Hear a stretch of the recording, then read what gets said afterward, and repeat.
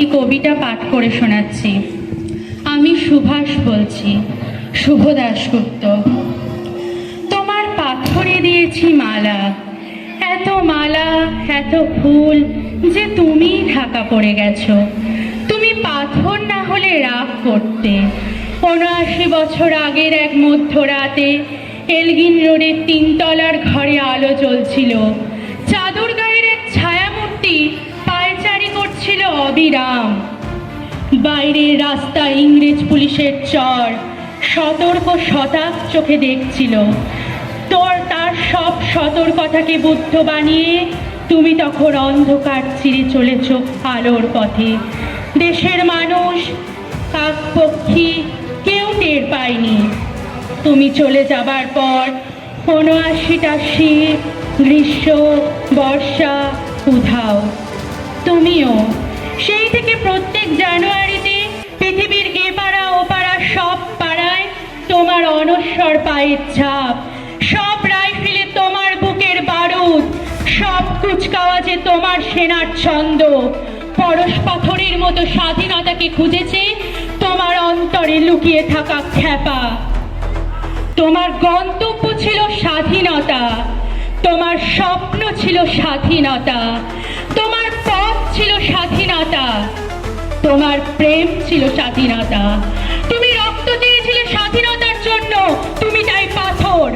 যারা স্বাধীনতার আড়ালে চেয়েছিল গদি, চেয়েছিল সিংহাসন, ইংরেজদের ছেড়ে যাওয়া লুটের রাজ্যপাট, তারা রইল সুখে।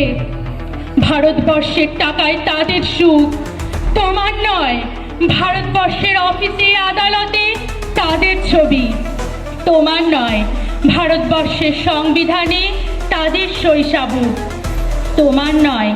ইংরেজ গরিব মানুষকে পায়ের নিচে রাখত, আর আমরা বড়লোকদের মাথায় করে রেখেছি। স্মাগলার কিংবা ডাকাতকে জোর হাতে সভাপতির আসনে আহ্বান জানিয়েছি। ইংরেজ এদেশের ধন সম্পত্তি লুট করত, আমরা দেশটাকেই বেঁচে দিচ্ছি। ইংরেজ দিয়েছে চাবুক, লাঠি, গুলি, আমরা দিয়েছি মাস্তান, মাফিয়া, নেতা আর বুলি।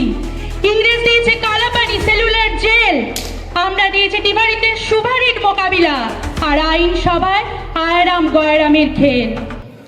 ৭৯ বছর আগের এক মধ্যরাতে তুমি এই দেশ ছেড়ে চলে গিয়েছিলে এই এক স্বাধীন দেশে ফিরে আসার জন্য। তুমি ফিরে আসোনি, স্বাধীনতা এসেছে, আর তার কাঁধে ঝুলি ভরে নিয়ে এসেছে ভোট নামক রাজযজ্ঞ, গণতন্ত্র নামক চিরায়ত মাস্যর ন্যায়, প্রগতি নামক লোক ঠকানো স্ট্যাটিস্টিক্স, সংহতি নামক বিস্ফোরণী চুরমার, আর সমুদ্র হিমাচল ভরিয়ে দেওয়া ভাষণ, ভাষণ আর ভাষণ।